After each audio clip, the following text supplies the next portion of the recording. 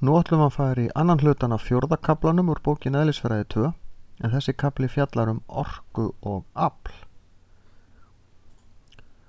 Í raftækjum þá tökum við hreyfiorkuna sem var umbreytt yfir í raforku í orkuverunarmuniði sem flutt til okkar sem raforka og breytum henni síðan yfir í annarkvort hreyfiorku, ljósorku eða varmaorku eins og við sjáum í þessum ofni hérna yfir að baka franskar kartöflur. Það er nefnilega svo auðvelt að flytja raforkuna en við notum hana aldrei beint. Við notum orkuna og umbreytum henni yfir í önnur form. Aflið í rafmagninu fer eftir því hversu margar rafeindir koma eftir vírnum. Rafmagn er ekkert annað en rafeindir að fara eftir vír eða að fara eftir einhverju. Það er einfaldast að flytja þær eftir vír, þá getum við stýrt í hvert rafmagnið fer. Og vegna áhrifa spennunar, spennan er í raun orkan sem að hver rafeind býr yfir, og því fleiri rafeindir sem hafa meiri spennu, þá fáum við meira afl. Bakarofn eins og þessi hérna er með orku frekustu raftækjum á svona flestum venjulegum heimilum, tekur töluvert mikið rafmagn því að það þarf mikið afl til að búa til svona mikinn hita inn í svona stóru rými eins og ofnin er. Fleiri önnur rafmagnstæki þau nota minni orku en töluvert samt eins og til dæmis ryksugur. Þessi ryksuga tekur 1600 watt.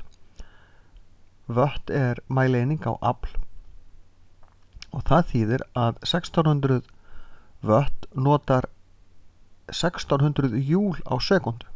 Júl var eining fyrir vinnu en þegar við erum komin með á tíma í viðbót þá erum við farin að tala afl því að afl var vinna deilt með tíma. Og eftir því sem við tökum meira afl, meiri vinnu á styttri tíma, þá erum við að tala meira afl. Það sem notum líka watt er til dæmis í græjum og þá er það hljóðstyrkurinn, hvað er mikil orka notuð í að búa til hljóðið. En þegar við förum að tala hversu mikið þetta er á tíma, til dæmis ef við erum að ryksuga í heila klukkustund, þá tölum við hvað við notum mörg watt á klukkustund og þá er talað kilowattstundir. 1 kilowattstund er til dæmis 3600 kilojúl sem þýðir 3,6 milljónir júla. Kíló er bara 1000 júl. Á Íslandi er raforka til þess að gera ódýr en hún hefur verið að hækka á síðustu árum. Íslendingar hafa ekkert mikið verið að spá í því að spara rafmagn. Í mörgum öðrum löndum þá er þetta gríðarlega mikilvægt atriði að spara rafmagn því að rafmagnskostnaður er í flestum löndum í kringum okkur það bil 5-6 sinnum meiri heldur en hér.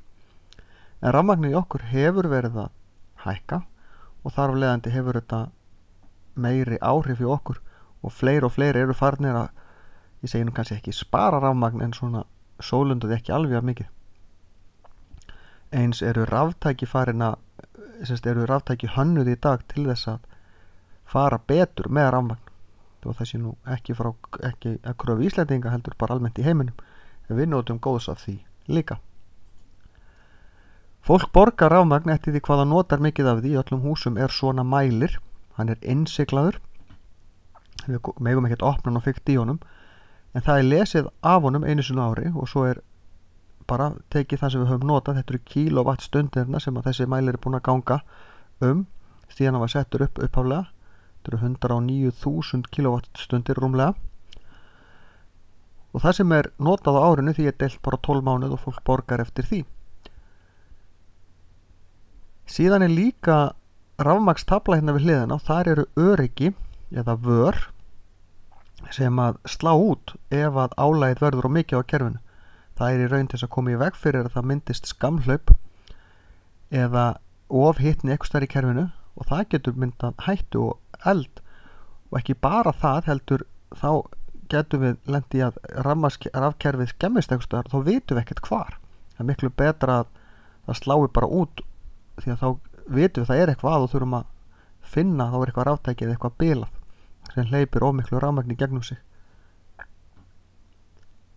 Þannig að öryggin eða vörin þau eru mjög gagnlegir rafkerfum húsa. En þá er þessu lokið.